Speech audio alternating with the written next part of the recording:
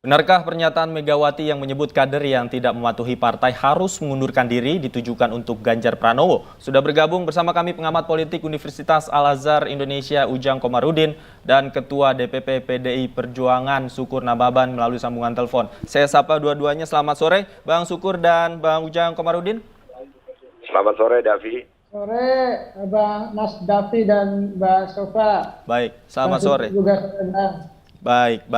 Baik, saya ingin ke Bang Ujang terlebih dahulu melihat fenomena apa yang disampaikan oleh Ketua Umum PDI Perjuangan menimbulkan multitafsir. Salah satunya adalah menafsirkan bahwa hal itu ditujukan untuk Ganjar Pranowo. Bagaimana sebenarnya kita membaca dinamika seperti ini, Bang Ujang? Kan sebenarnya apa yang diucapkan oleh Ibu Megawati itu bukan hal yang pertama ketika mengatakan petugas partai. Gitu. Ini sudah yang kesekian kali, gitu, termasuk ketika dulu menyindir Pak Jokowi gitu, bahwa Pak Jokowi petugas partai dulu gitu. Nah hari ini juga gitu kan katakanlah saat ini gitu sudah mulai karena mungkin saja banyak kader yang tadi ya dianggap mementingkan kepentingan sendiri, tidak bersama-sama membangun partai, lalu ingin membangun pencitraan sendiri, maka diputuslah mata rantai itu untuk kepentingan partai.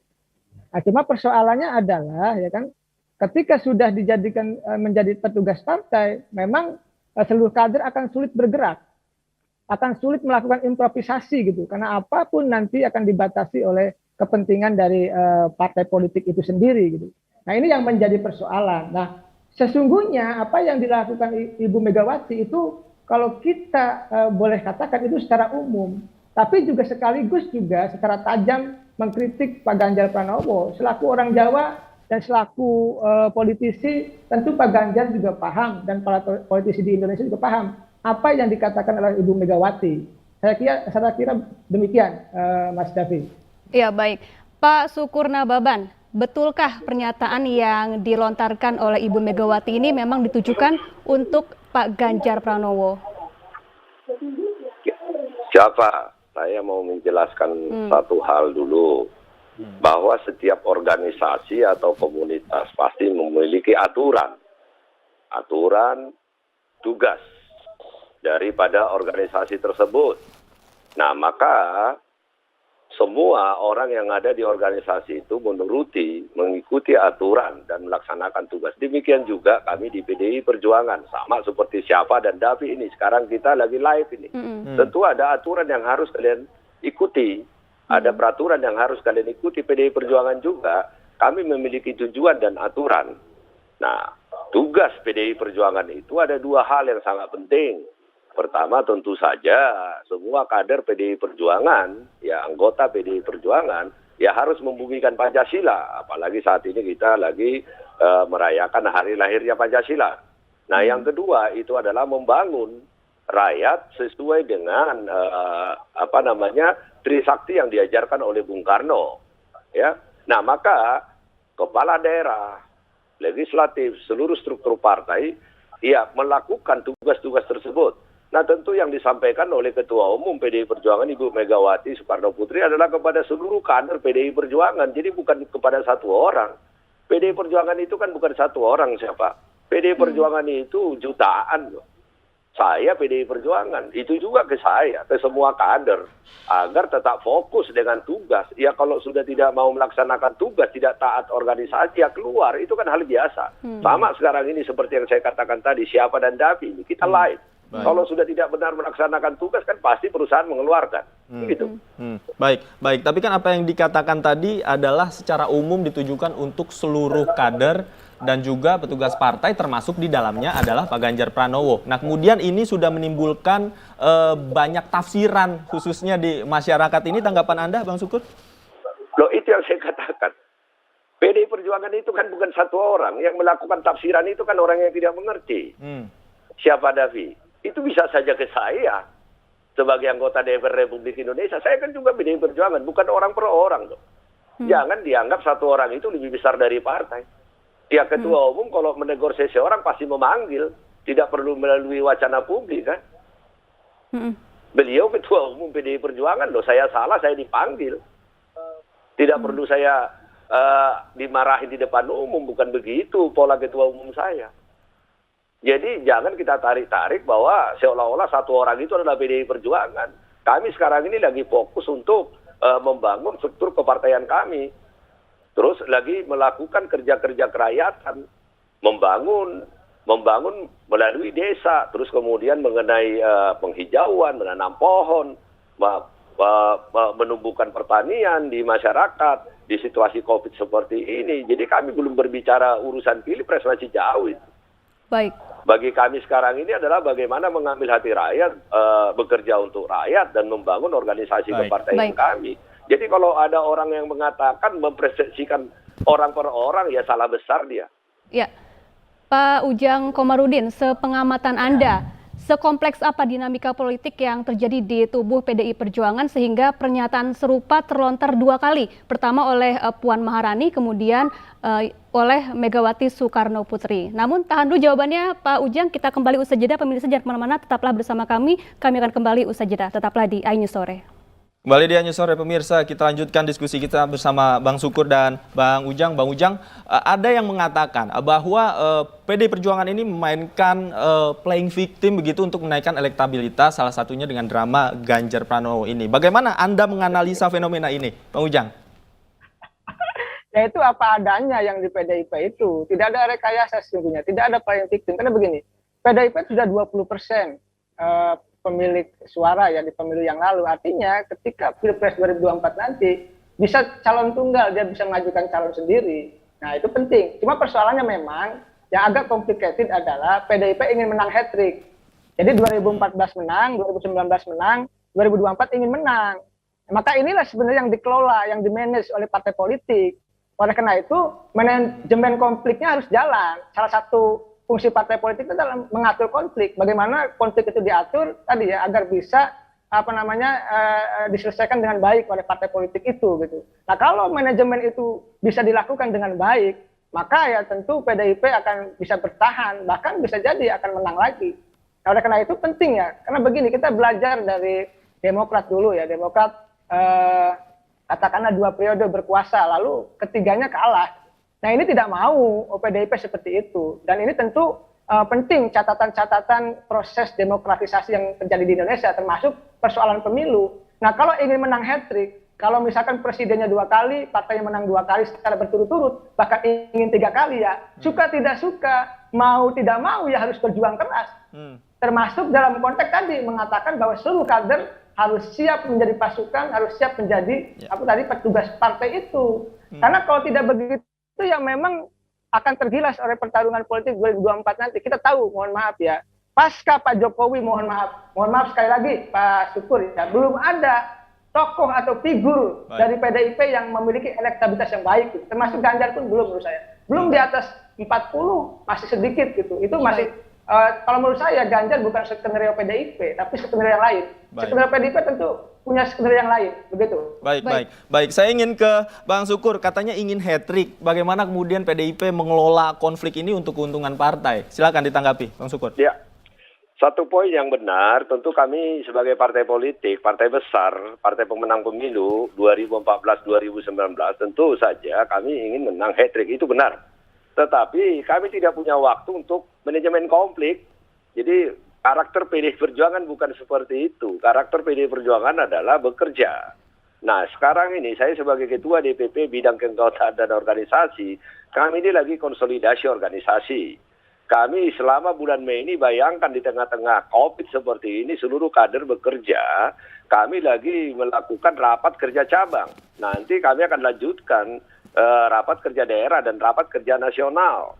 Nah, coba di tengah-tengah situasi seperti ini, kemarin Ketua Umum kami, Ibu Megawati Soekarno Putri, meresmikan 25 kantor partai. Apa yang dilihat masyarakat di sini, Mas Ujang nih, Mas Ujang Komarudin adalah PDI Perjuangan terus bekerja. Jadi tidak ada waktu untuk manajemen konflik. Ngapain kami? Dengan partai besar, sudah tinggi elektabilitas, harus membuat manajemen konflik. Jadi ini masih jauh dengan urusan presiden. Tetapi jangan lupa loh, ini harus diingat Mas Ujang ya, dan juga pemirsa yang mendengarkan ini, bahwa PDI Perjuangan, kekuasaan itu bukan tujuan, membangun rakyat yang menjadi tujuan. Kekuasaan itu aja ada alat.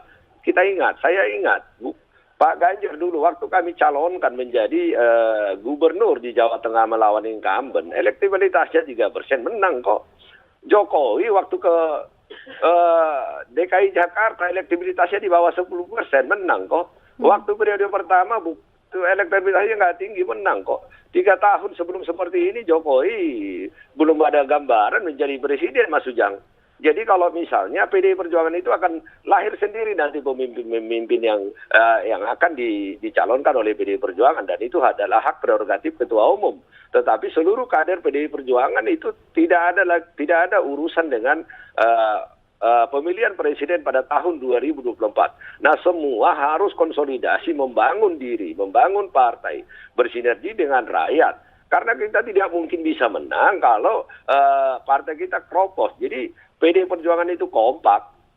Baik, Pak Syukur, dari berbagai lembaga survei ini menyimpulkan bahwa elektabilitas Pak Ganjar ini cukup tinggi loh Pak Syukur gitu. Mengapa tidak betul-betul disiapkan saja begitu untuk Pilpres mendatang? Ya, itu yang saya katakan. Saat ini kami belum berbicara tentang pemilihan presiden. Ingat tadi saya sampaikan tadi bahwa pada saat pencalonan Pak Ganjar menjadi gubernur Jawa Tengah, tidak sampai 5% melawan incumbent loh. PDI Perjuangan tidak selalu mencalonkan karena ratingnya tinggi, ininya tinggi, tidak. Jadi semua sesuai dengan kaidah aturan kepartaian. Tetapi yang saya mau sampaikan sekarang ini kan karena teman-teman ini yang meramaikan, PDI Perjuangan kompak kok. Nah, kemarin tidak ada bicara dengan presiden. Masa ketua umum saya memberikan arahan kepada seluruh kadernya, seluruhnya rapat pada saat peresmian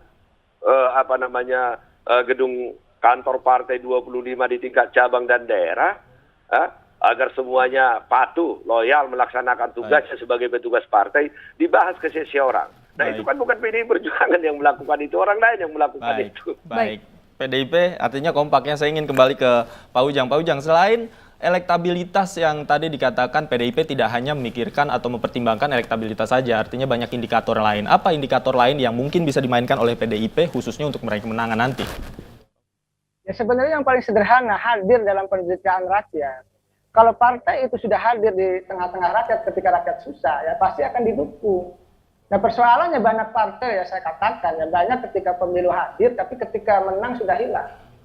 Nah, ini yang menjadi persoalan kita bersama. Oleh karena itu ya, kalau syukur-syukur ya, misalkan ya bagus lah. Kalau memang PDIP hadir di tengah ketika masyarakat susah. Cuma persoalannya hari ini juga kan, banyak juga gitu loh. Masyarakat yang tanda petik ya, mohon maaf Pak Syukur ya, saya banyak juga keliling ke masyarakat. Juga banyak yang mengkritik PDIP, banyak yang kecewa. Ini juga harus ditangkap sebagai bagian dari momentum untuk perbaikan gitu loh. Bahwa sesungguhnya masih banyak kekurangan yang harus diperbaiki. Masih ini konteks dukungan rakyat. Jadi sebenarnya kalau PDIP saya kenal ya sangat biasanya dia populis gitu untuk rakyat, mendukung rakyat kecil. Bahkan mohon maaf ya disertasi saya itu tentang PDIP pas itu di Kabupaten Subang gitu. Saya agak tahu lah ya, sedikit-sedikit tentang PDIP gitu. Nah, kalau memang itu terus digenjot ya mendekati rakyat, ya rakyat pasti akan mendukung. Tetapi kalau persoalannya misalkan meninggalkan rakyat gitu, faktanya rakyat susah dibiarkan. Faktanya masih misalkan persoalan hukum ya yang sekarang hari ini PDIP menjadi ruling party sebagai partai pemenang misalkan tidak diselesaikan dengan baik, seolah-olah hukum itu menindas ke bawah gitu, tumpul ke atas tajam ke bawah, lalu tebang pilih, ini menjadi persoalan bersama. Nah, oleh karena itu tidak bisa berdiri sendiri, mohon maaf ya Pak Syukur dengan PDIP-nya dalam konteks perspektifnya sendiri. Kita rakyat juga paham, tahu gitu, kalau beliau-beliau kader-kader PDIP hadir di tengah-tengah masyarakat, ya tentu publik akan mendukung itu. Tapi kalau hilang, lalu hanya modelnya model elitis gitu, modelnya model pencitraan, datang ketika kampanye saja, datang ketika pilkada saja, ya repot. Baik. Karena itu Pak Ujang, mohon maaf saya potong, kalau Pak Ganjar menurut Anda sudah hadir di tengah masyarakat?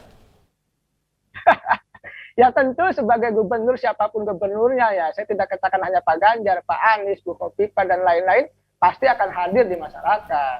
Ini kan begini, kalau dalam teori politik hanya dua, sederhana saja. Bagaimana ya para kandidat itu membangun, katakanlah ya, citranya masing-masing. Yang kedua itu bagaimana membusuki lawan. Politik itu hanya dua itu saja. Nah, hari ini memang zamannya zaman lagi konsolidasi dan memanaskan mesin partai masing-masing. Jangan lupa loh, kita nggak lama loh, 3 tahun lagi itu waktu yang cepat dalam politik itu. Jadi memang semua harus siap, semua partai sudah siap-siap untuk mengharu-birukan pemilu yang di mana 2024 adalah tidak ada incumbent. Pertarungannya pertarungan bebas ini. Jadi semua peluang kandidat itu sama gitu loh. Siapapun bisa menang. Baik. Entah kader PDIP, entah bukan. Ini yang menarik sebenarnya di 2024 nanti.